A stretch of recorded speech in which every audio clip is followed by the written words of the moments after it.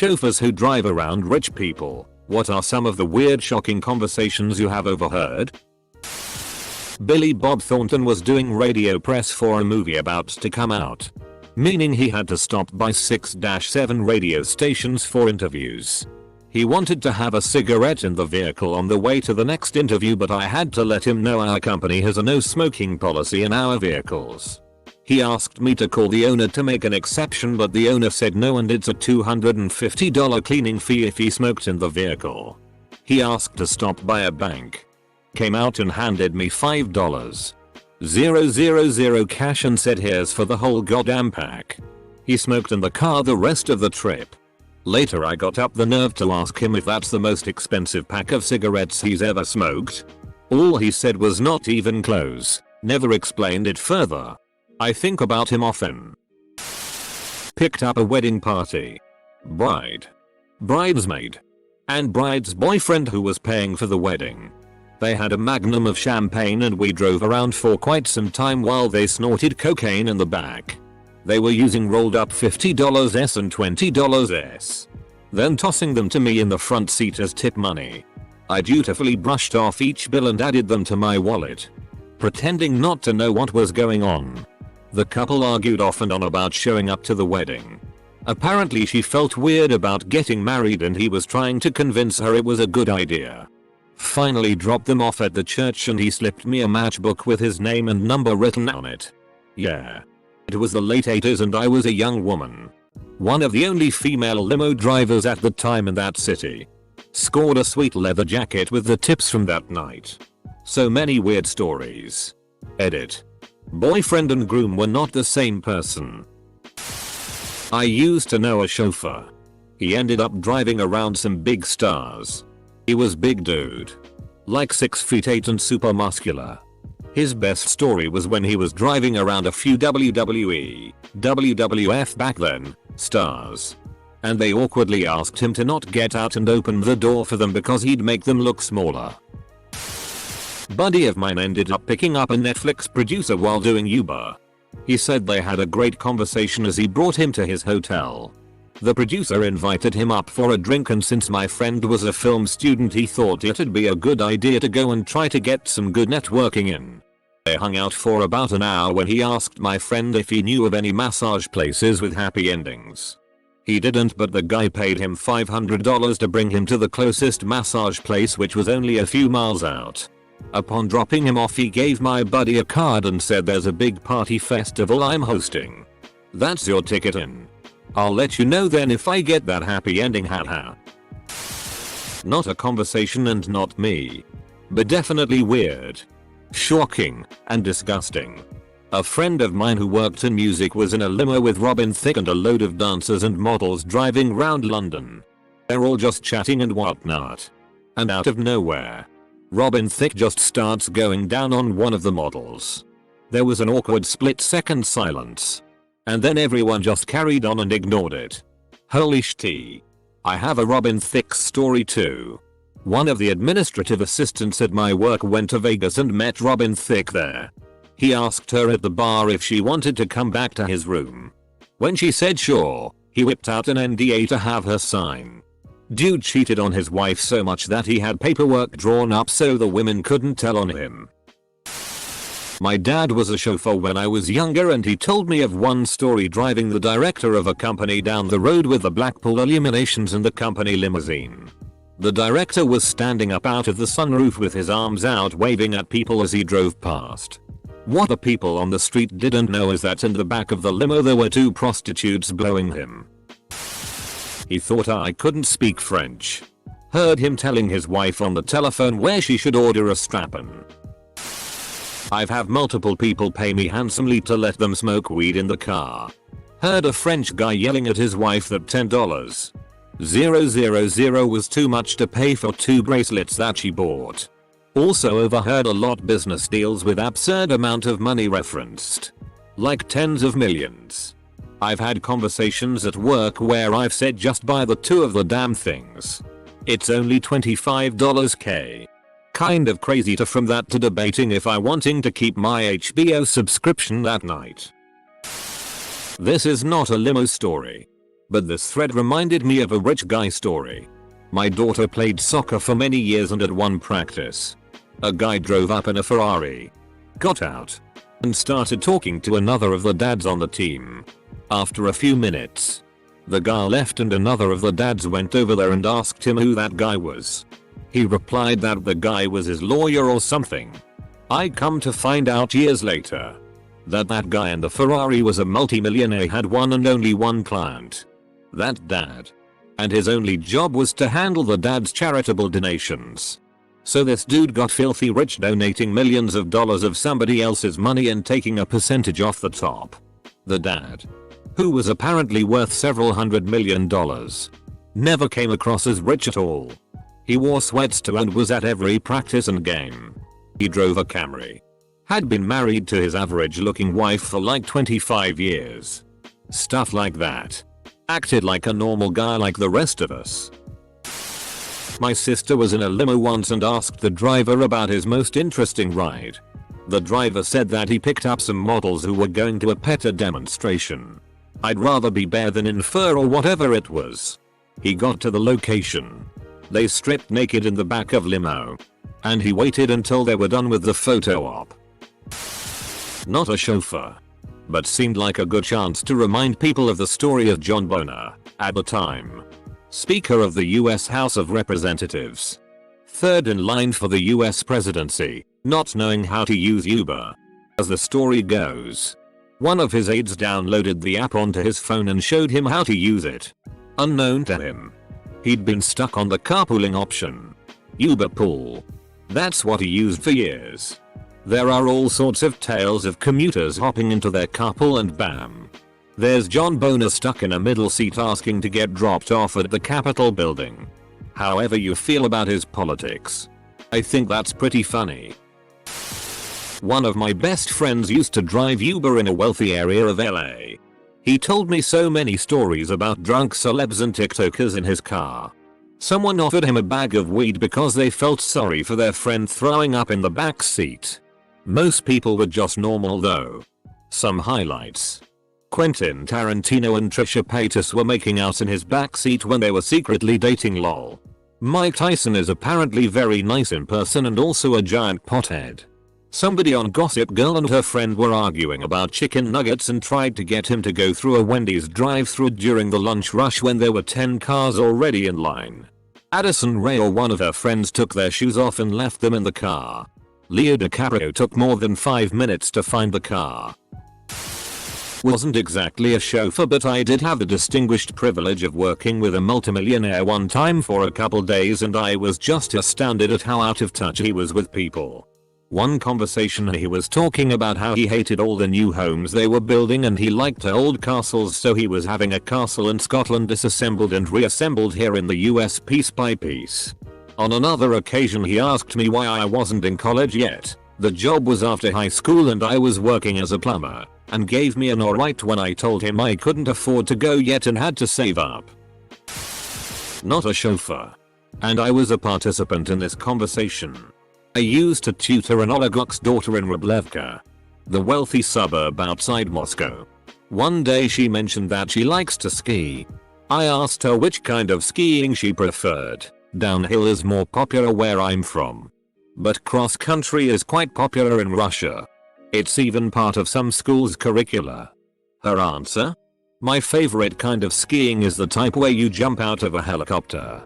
Silly me. I forgot about that kind.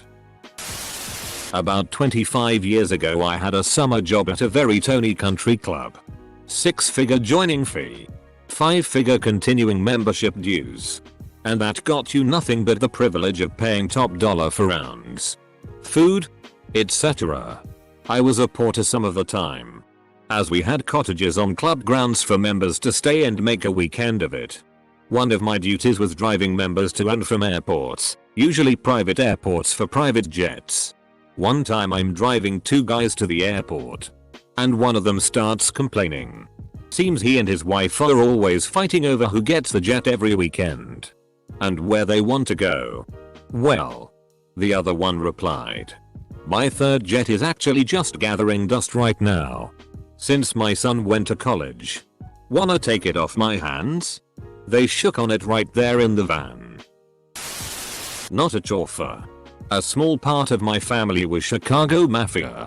Grandpa told me a story of a family wedding in Chicago they went to in the late 60s. They were picked up at the airport by a limo with some high-ranking family members. On the way to the hotel they were stopped about 8 times by various police officers. The officer would walk up to the driver's window. The chauffeur would reach into a money bag and pass a bill to the officer. Nothing would be said and they'd take off again. Eventually my grandpa asked if they were being bribed. His cousin, Mafia, laughed and said, "No, it's Thursday. That's when we pay our boys." So I guess that's how they did it. Looks like a traffic stop and in the open where it's not unexpected. So I'd imagine that chauffeur had seen some things.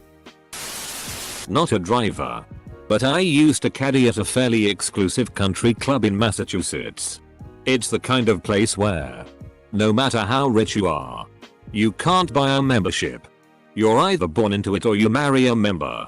As a result, a lot of the members like to show off their influence by inviting guests who would otherwise be unable to play at the club. Someone invited Mitt Romney. We were given a heads up that the governor, he wasn't a senator yet, would be coming and they wanted us to know how to act around him. We were told he wanted to be treated like anyone else but they didn't want us to gawk. So, I guess to make sure us dumb caddies weren't gawking, we were instructed to not look at or acknowledge the governor. Because this is precisely how we would treat other people. I did get to shake his hand and chat a little bit. He was friendly, personable, way nicer than a lot of the members. I still don't like a lot of his politics but he seemed nice enough in person. Not a chauffeur but worked as a caterer for private jets and the insane folks who owned them. Had a huge order from what I knew to be a smaller jet so I really wondered about it. When one of the owner's handlers was training a new flight crew, he ordered $12K of meals for a flight that didn't exist just so the new flight attendants could practice the fine points of checking in a catering order. I listened outside after the food drop as the handler started explaining what to do to 6 of the most beautiful humans I have ever seen. We provided food for a lesson. The food was wasted. I'll answer for my grandparents. They owned a limousine business. I believe in the early 2000s. And my grandmother drove Mel Gibson around. She said he was nice and that he had requested to sit in the front passenger seat due to car sickness. My aunt was a driver for actors. Mainly when they'd have shoots here in Oregon. I sometimes Uber drove in DC and they would order a ride but instead of getting in the vehicles, they would just put a bunch of paperwork in your car and then you would deliver it to the next government building. Always felt kinda sketchy that government employees would send documents via Uber drivers lol. Not rich or famous. But I drove Lyft for a few months. I picked up a group of 5 bankers from their holiday party. Each wanting to be dropped off individually but promised to make it worth my while. Tip was $2. I had a job as a runner. I would pick up music artists from the airport and drive them to the venue. Among other things. I won't name the artists. But I picked up one duo from the airport in an Escalade. It was raining heavy that day and I had the windshield wipers on next to full. It created a beat. One of the guys has a small handheld sampler and starts making beats in time with the windshield wipers. All of us were driving along, bouncing to the rhythms. It was sweet. Another time, I was driving a famous songwriter guitarist back to the airport after the gig with his family in a 15-seater van. His family was telling him how great he was. But dude is old. All he could say was, "What?" and "Huh." It dawned on me he couldn't hear. Bob Percy plants can't hear sh*t.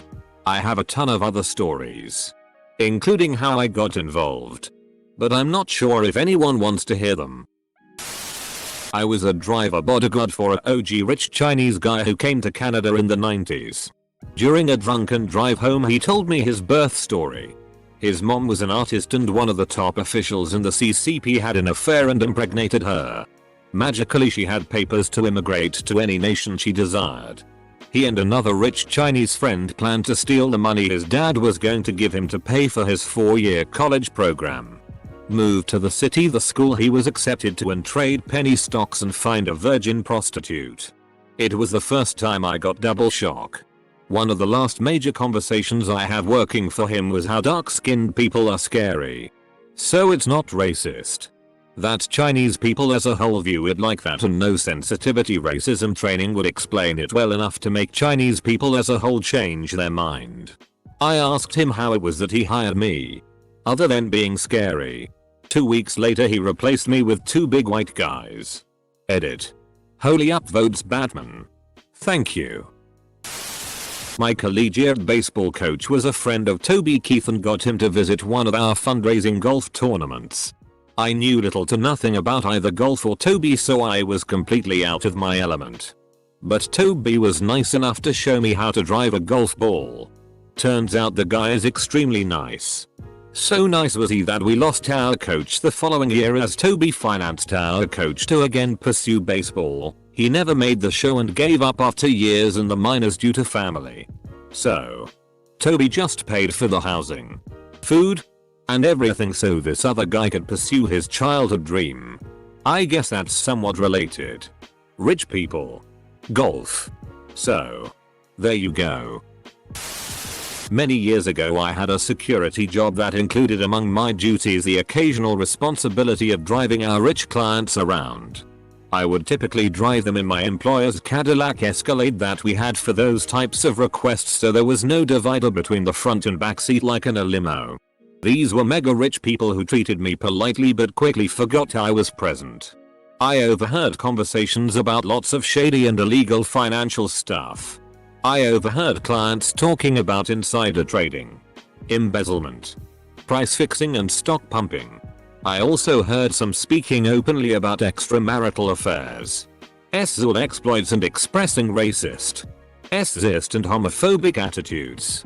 All of this was done with me sitting a couple of feet away in the driver's seat like I was a piece of furniture instead of an actual human being with ears. He shared a stock I should invest in. Teladoc. He told me his wife doesn't have sex with him anymore. She was in the back seat. Their rich friends puked shellfish in the back seat. He hires Anthony Bourdain's RIP food scout to travel the world and try interesting dishes, no matter the price. 10. $0 for a roll of sushi? Done it. I used to volunteer at a silent auction. I would bartend, clean up, shuttle people to and from their vehicles at the yacht club in a golf cart. Conversation wasn't too weird, but I have been propositioned by a few cucks who want to watch me bang their wives. I never did it. It is strange that I happened 3 times by 3 different couples. 2 were during one event. Recent story in Ors. Father drops his family off at the entrance to the restaurant as it's raining. Bunch of guys jump in thinking he's their Uber driver and he just goes off a duck it and takes them where they need to be. Halfway through the drive one of them realized who the driver is. It's former Prime Minister Kevin Rudd. I was driving the CEO of a large company around to a few meetings. As soon as he got in the car, his phone rang and I overheard him spend about $30 million on a collection of a few old Rolls-Royce cars. I drove the Chancellor for a large university around and was told to actively forget everything I heard in the car.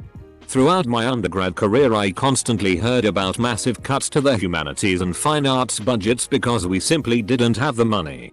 Multiple buildings worth of people were forced to share a single, outdated building during 5-year-long renovations. Graduate students and university staff were criminally underpaid and underfunded. RAs were screwed out of salaries when the campus closed despite protections in their contracts. All in the name of budget shortages. I overheard the Chancellor and the head of the athletics department discussing an enormous, multi-million-dollar training facility that was being commissioned on land that we were buying off campus. Our current training facilities are fairly new and our sports teams do not draw any crowds. We also bought an entire campus over 100 miles away. Duck this place. And duck the administration. Not a chauffeur, but I worked as a busboy for a very rich country club. I know it cost at least a couple $100,000 for continuing membership fees. I constantly had to be going from table to table while the rich people were dining, and I would overhear snippets of conversation. Heard one group of younger adult men talk about how they broke into the basement of one of Taylor Swift's homes. Reverse story. My wife and I were the passengers. The Lyft driver was a former TV anchorman from Venezuela and had to flee the government. He showed us videos of a new show on his phone. Not me. But my friend told me he drove someone in an Uber from a private airport to a gigantic house in town. During the trip she told him she had never been to a grocery store or basically any other department store. Not a chauffeur. But at a time I worked as a Lux Uber driver. I had a fascinating conversation with a gentleman whom I picked up from the airport, whose job it was to break into casino vaults around the world and help them improve security. He went into extensive detail about how the most recent vault he broke into, the Bellagio vault in Las Vegas. It started with access through a construction entrance. He then climbed through an open window, jimmied a door open, found an unattended security pass and strolled into the vault. Well, it wasn't exactly a stroll. He told me about some of the old security measures, including false rooms with doors that would seal behind you, infrared camera, laser tripwires, complex locks, fingerprint scanners, etc. He then took a selfie from the inside of the vault, sent it to the head of security with the caption, "Is this your vault?" The head of security was promptly let go. He showed me the selfie. For those curious what the inside of the vault looked like, it was surprisingly similar to the vault in the movie Ocean's 13. Done private security overseas, some domestically. A lot of business folks when traveling in sketchy parts of Asia. Lots of movie pop Riagitan stars in Latin America. Some short domestic trips when Latin big shots come to the US to visit and down want Cuban, Colombian, Haitian, Mexican mafia MS-13 to take a shot at them while traveling to Disney World. Craziest thing I'd overheard besides SX stuff is one guy told me I was hired because he was kidnapped last year and didn't want to get kidnapped again. I obviously took the bait and said, "Dang man. How long were you kidnapped for?" He replied, 14 hours. But that's because the bank manager wouldn't open up the bank at 11 PM to get the 2 million lempira out. I colder got out in an hour if it was daylight. I also met the chick who owns In-N-Out, and she's been kidnapped a couple times. At the time she was the youngest female billionaire. But we just talked about where the nearest In-N-Out was and what I should order cause I'd never been there before. 10/10 would recommend. Get the grilled onions.